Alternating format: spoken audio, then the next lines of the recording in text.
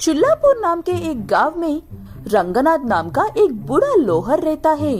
रंगनाथ बूढ़ा होने के बावजूद भी बहुत मेहनत से काम करता है और बदले में अपना नालायक बेटे से कोई उम्मीद नहीं रखता है। वो बस उसके भविष्य की फिक्र करता है। पता नहीं मैं और कितने दिन काम कर पाऊंगा, इससे पहले कि मेरी शरीर जवाब दे दे। तुम कोई काम सीखकर कर लो, जिस भी काम में तुम्हारी खुशी हो वो काम। मुझे तो खाकर आराम से गलियों में घूमना ही पसंद है पिताजी, और मैं हर रोज बिना छुट्टी के वही करता हूँ। तुझे हर बात मजाक क्यों लगती है?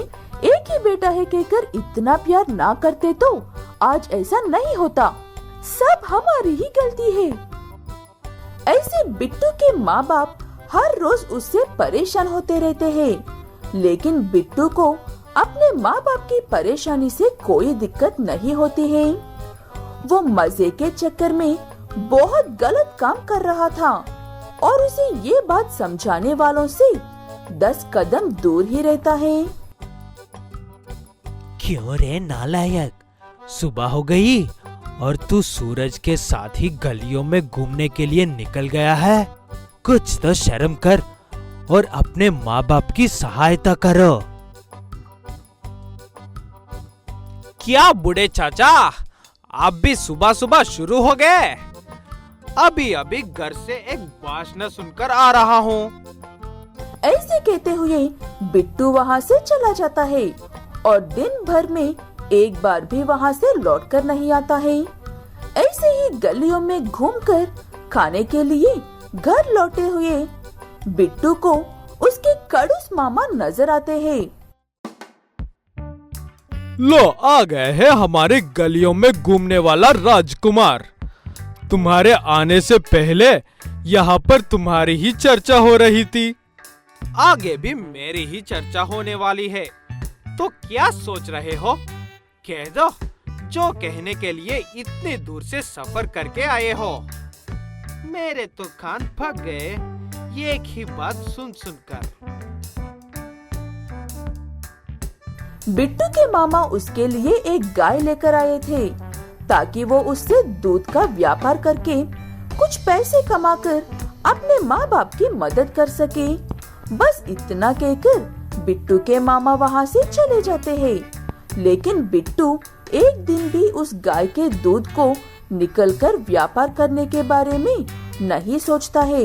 दूध निकलने के बजाय वो गोबर उठाकर सुखाने लगता है। वो देखकर उसकी माँ परेशान होते हुए, पता नहीं किस मनहूस घड़ी में तेरा जन्म हुआ था जो ऐसा पागल बेटा मिला है हमें। सोने जैसे गाय के दूध को छोड़कर उसका गोबर सुखा रहा है। पता नहीं इस जिंदगी में और क्या क्या देखना बाकी रह गया है। ऐसे कहते हुए रजनी ही दूध निकालकर घर के पास बेचने लगती है, लेकिन बिट्टू भी अपना गोबर सूखने वाला काम नहीं रोकता है।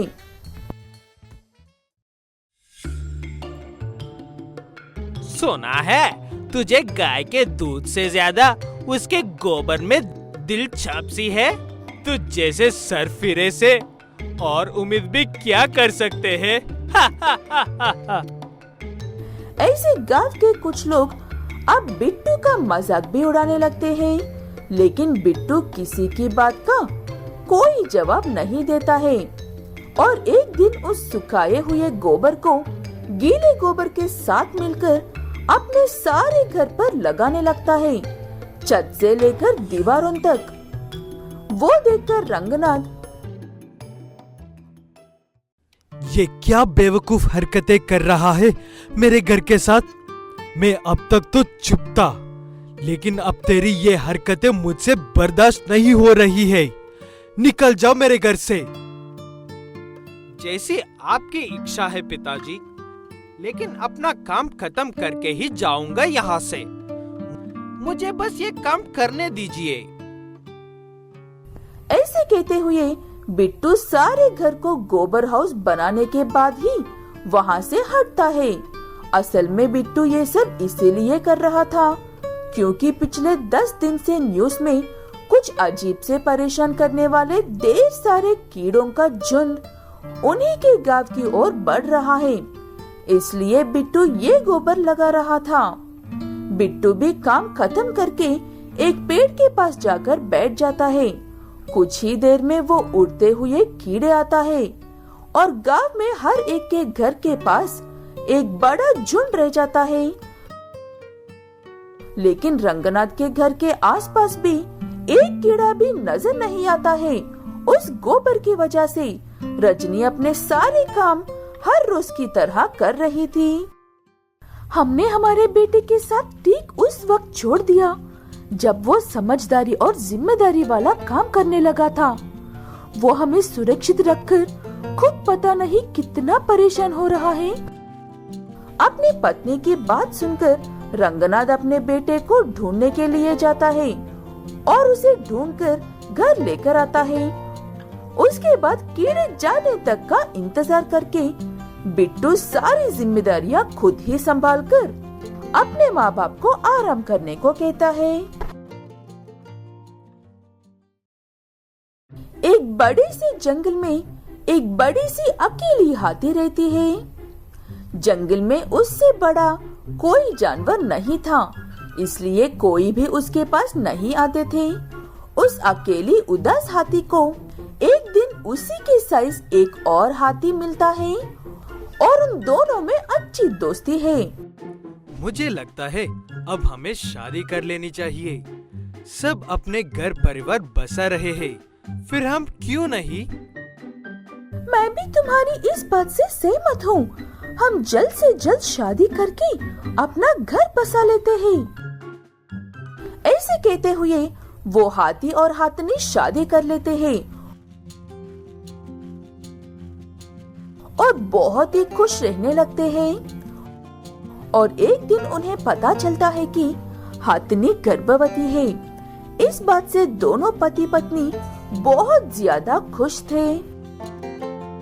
ये तो बहुत ज्यादा खुशी की बात है। मैं अभी जंगल में जाकर कुछ मीठा लेकर आता हूँ। ऐसे कहकर जंगल में गया हुआ हाथी कितनी देर होने पर भी लौट कर नहीं आता है। परेशान हाथनी अपने पति को ढूंढने के लिए जाती है और देखती है कि उसका पति 2-3 बड़े बड़े पेड़ों के नीचे दबकर मरा हुआ है। आसपास के जानवर अचानक से आने वाले एक अजीब से भूकंप के बारे में बात कर रहे थे, जो बहुत ही ताकतवर भूकंप था, लेकिन उसका असर एक छोटी जगह तक ही सीमित था और हाथनी के दुख की कोई हद नहीं थी। ये क्या हो गया है आपके साथ? अभी अभी तो खुश रहने लगे थे हम और आपको हमें अभी छोड़कर जाना था। ये क्या कर दिया ऊपर वाले? ऐसे कहते हुए रो रही हाथनी को एक और भूकंप का झटका महसूस होता है और वो ना चाहते हुए भी अपने बच्चे को बचाने के लिए मरे हुए पति को छोड़कर जाती है। ऐसे जा रही हाथनी को खुले में खेलते हुए हिरन के बच्चे और लोमड़ी के बच्चे नजर आते हैं। हाथनी उन्हें सिर्फ घरों के अंदर जाकर सुरक्षित रहने को कह रही थी, लेकिन उन बच्चों के माँ बाप हाथनी को गलत समझकर ऐसे कहते हैं, ओ हाथनी, अपना ये पहाड़ जैसा शरीर लेकर मेरे बच्चों के पास क्यों जा रही हो? दूर रहो मेरे बच्चों से। अगर तुम्हें बातें समझ में नहीं आती है तो मेरे पास दूसरे रास्ता भी है तुम्हें समझने की। बिना वजह बात हथपाई तक पहुंच रही है कहकर हाथनी चुपचाप वहां से चली जाती है और जाते जाते दूर से ही एक खरगोश से ऐसे कहती है, जंगल में हर जगह पर भूकंप आ रहे हैं। अपने बच्चे को सुरक्षित रखना है तो घर के अंदर ले जाओ। मैं अभी अभी अपना पति को खोया है। हाथनी की बात सुनकर खरगोश चुपचाप अपने बच्चे को घर में लेकर जाता है। कुछ देर बाद सच में वहाँ पर भूकंप आता है। लोमड़ी और हिरन के बच्चे घायल हो जाते हैं, लेकिन खरगोश के बच्चों को कुछ भी नहीं होता है। वो देखकर अपने बच्चों को पट्टी करवाने के बाद हिरन और लोमड़ी खरगोश से ऐसे कहते हैं, तुम्हारे बच्चों का कद छोटा होता है, इसलिए उन्हें कुछ नहीं हुआ है। हमारे बच्चों का तो बुरा हाल है। मेरे बच्चों का कद छोटा होने की वजह से सुरक्षित नहीं है वो। मैंने उस हथनी की बात मानी थी, इसलिए सुरक्षित है। वो हमेशा से हमारी मदद करके हमारी अच्छी दोस्त बनने की कोशिश करती है, लेकिन तुम सब हमेशा कद और आकार के पीछे उसे गलत ही समझते रहते हो। मतलब हम बहुत बड़ी गलती कर रहे हैं, लेकिन आगे से नहीं करनी चाहिए।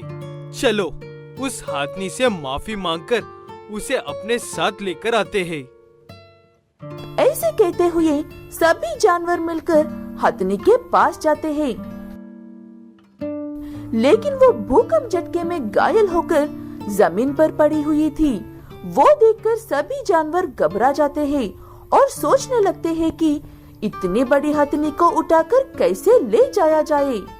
ये सोचकर परेशान हो रहे जानवरों को एक बहुत अच्छा उपाय आता है। वो हथनी को उठाकर ले जाने की बजाय वहीं पर एक घर बनाकर हथनी के अच्छे से ख्याल रखने लगती है। अगर किसी भी चीज की जरूरत हो तो हमें आवाज दे देना, हम आसपास ही रहेंगे और हमारे पिछले सभी बर्तावों के लिए माफ कर दो।